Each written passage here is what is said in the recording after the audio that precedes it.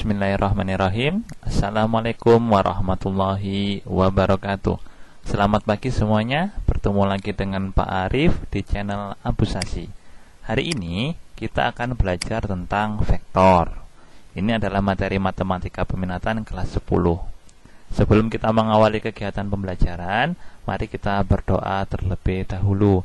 Bismillahirrahmanirrahim. Allahumma inni as'aluka ilman nafi'an wa rizqan thayyiban wa amalan mutaqabbalan. Amin. Lanjut ya ke materinya.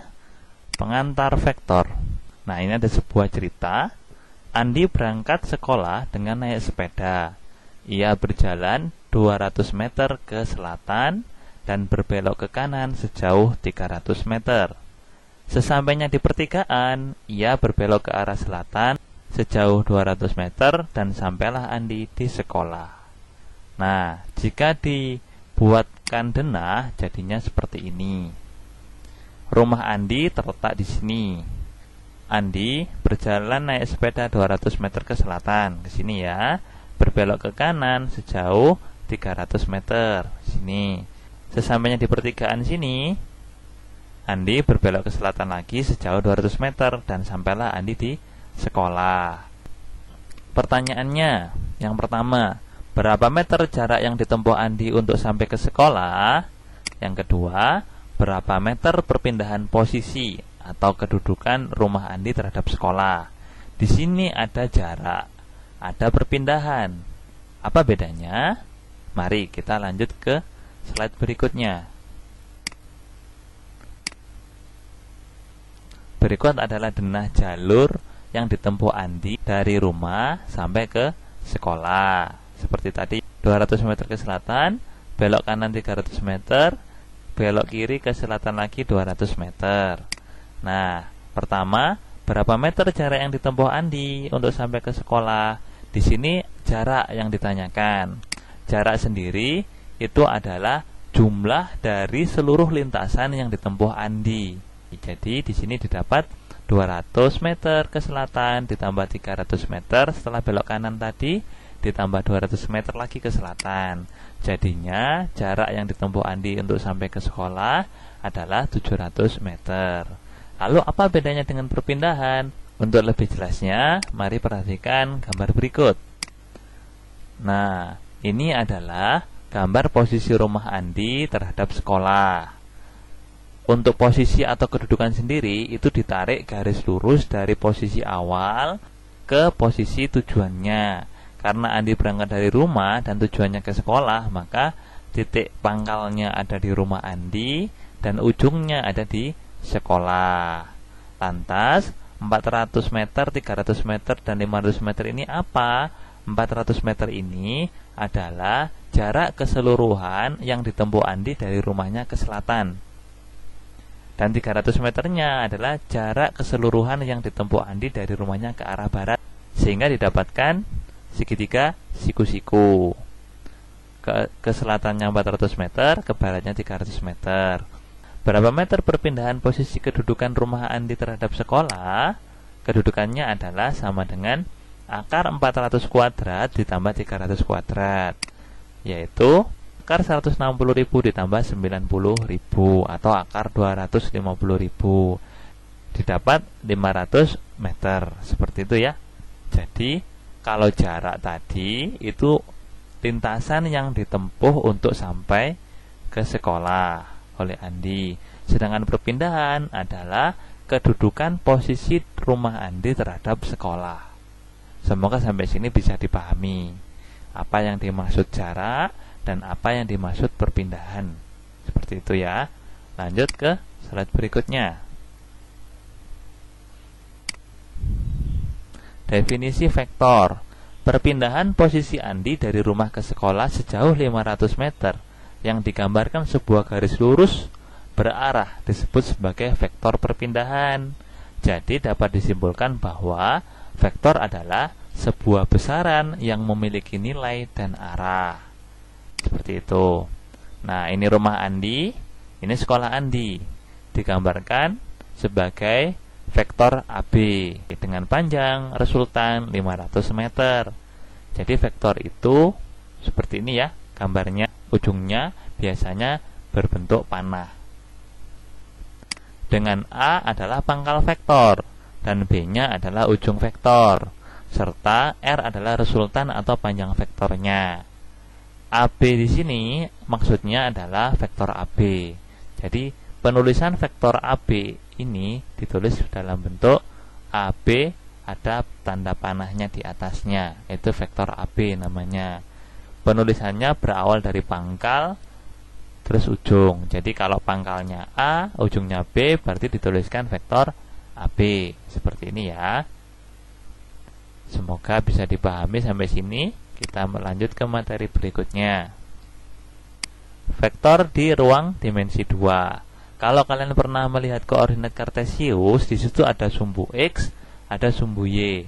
Nah, dimensi 2 sendiri itu adalah bidang datar.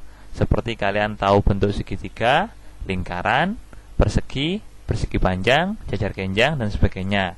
Itu gambar dimensi 2. Jadi, vektor di ruang dimensi 2 maksudnya adalah vektor yang berkaitan dengan koordinat kartesius. Seperti itu. Lanjut, perhatikan gambar berikut. Nah, ini ada koordinat kartesius, ada sumbu X di sini, ada sumbu Y. Dengan pusat originnya pada titik koordinat 0,0. Di sini ada dua vektor, ada vektor A, ada vektor B. Vektor A berada pada ujung X1, Y1 dan vektor B berada pada ujung 3,2. Disebut sebagai vektor posisi. Kenapa kok disebut sebagai vektor posisi? Perhatikan ini. Vektor posisi adalah vektor yang berpangkal pada titik 0,0. Nah, karena vektor A dan vektor B-nya berpangkal pada pusat koordinat kartesius pada titik 0,0, maka vektor tersebut disebut vektor posisi. Vektor posisi yang berujung pada titik A, X1, Y1 di sini dapat dituliskan sebagai OA. O adalah pangkal vektor, A-nya adalah ujung vektor, X1, Y1. Jadi penulisannya seperti ini ya, X1, Y1. Atau ditulis dalam bentuk vektor basis, OA. Karena ujungnya adalah A, maka di sini penulisannya A kecil, A vektor, sama dengan X1I plus Y1J. Ada I, ada J-nya. Berikutnya, vektor posisi yang berujung di titik B, 3,2 di sini ya. Ini ujungnya dituliskan sebagai vektor OB, 3, 2. Ingat, yang atas adalah X, yang bawah adalah Y. Atau ditulis dalam bentuk vektor basis menjadi B kecil, vektor B, artinya sama ya dengan ini. Bedanya yang ini penulisan dalam bentuk matriks, yang ini penulisan dalam bentuk vektor basis. Lanjut ya.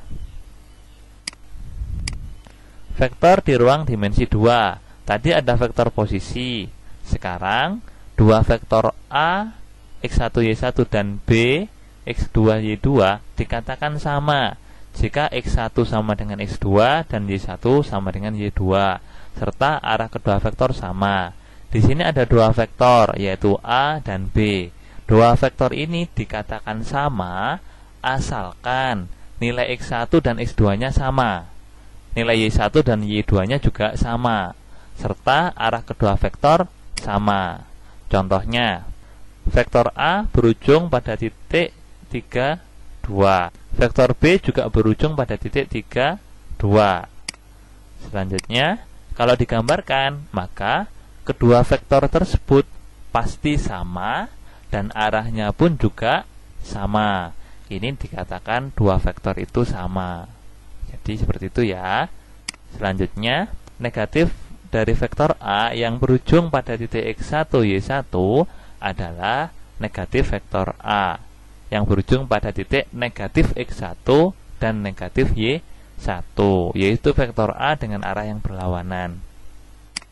Contohnya, di sini ada vektor P yang berujung pada titik 4, 3.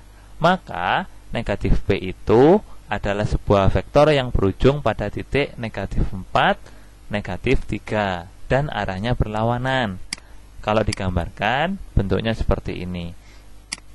Ini ada vektor P yang berpangkal di pusat 0,0 dan berujung pada titik 4,3 ya.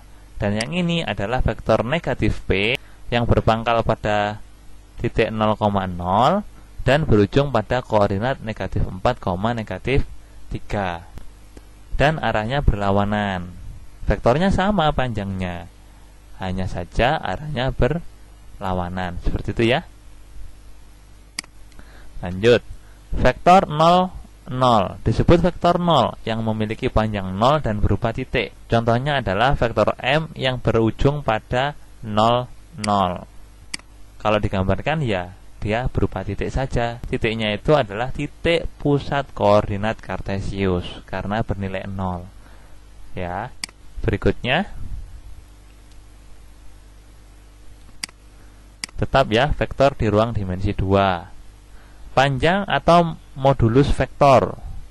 Misalkan vektor A berujung pada titik X, Y, maka panjang vektor A dirumuskan sebagai mutlak vektor A sama dengan akar E kuadrat plus Y kuadrat. Contoh soalnya, panjang atau modulus vektor P sama dengan negatif 4I plus 2J adalah, pada penulisan vektor basis ini, I itu mewakili X, J mewakili Y. Ya. Lanjut. Mutlak vektor P atau besar vektor P atau panjang vektor P sama dengan akar negatif 4 kuadrat ditambah 2 kuadrat. Jadi X, Y itu kalau dalam bentuk vektor basis itu adalah IJ. Jadi negatif 4 itu miliknya X, 2 itu miliknya Y. Seperti itu ya. Setelah dikuadratkan didapatkan akar 16 plus 4 atau akar 20. Disederhanakan jadi 2 akar 5. Jadi panjang atau modulus vektor P adalah 2 akar 5. Seperti itu. Ini sama halnya dengan rumus Pitagoras pada segitiga siku-siku.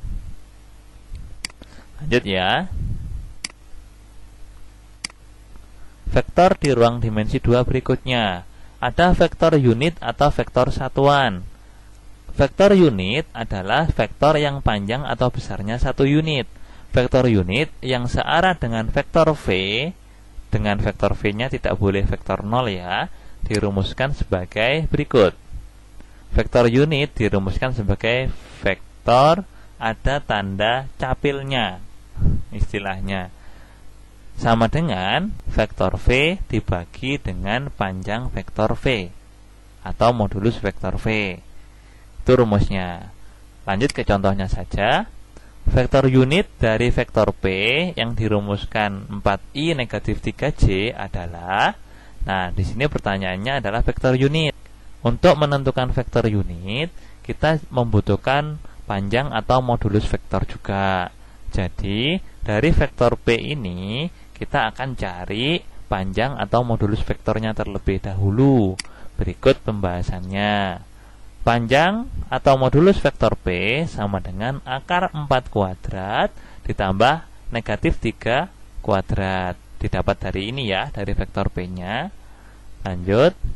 Akar 4 kuadrat sendiri adalah 16. Negatif 3 kuadrat 9. Sehingga didapatkan akar 16 tambah 9 yaitu 25. Akarnya 25 adalah 5. Nah, setelah ketemu panjang vektor, kita akan menentukan vektor unitnya. Untuk vektor unitnya, rumusnya adalah vektor P tadi dibagi dengan panjang atau modulus vektornya. Berikut adalah vektor unitnya. Jadi vektor unit P sama dengan vektor P dibagi dengan panjang vektornya. Vektor P-nya sendiri adalah 4I negatif 3J per panjang vektornya adalah 5 setelah dicari tadi. Maka vektor unit P sama dengan 4I per 5 negatif 3J per 5. Jadi vektor unit P adalah 4I per 5 negatif 3J per 5. Seperti itu. Semoga apa yang Bapak sampaikan pada kesempatan kali ini dapat bermanfaat bagi kalian semua. Untuk latihan soalnya, kalian bisa cek di deskripsi video ini. Di situ ada link, kalian bisa klik untuk berlatih soal tentang vektor. Sebelum pembelajaran ini kita akhiri, mari kita tutup dengan doa kafaratul majlis. Bismillahirrahmanirrahim. Subhanakallahumma wa bihamdika asyhadu alla ilaha illa anta astaghfiruka wa atubu ilaik. Amin. Wassalamualaikum warahmatullahi wabarakatuh.